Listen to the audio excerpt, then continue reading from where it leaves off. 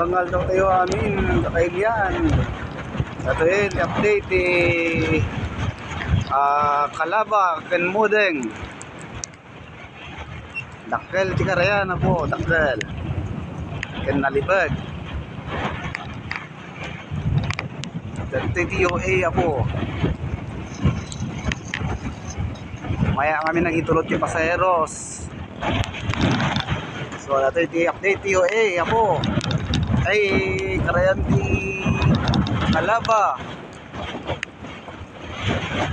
na-active hanger natin Mudeng.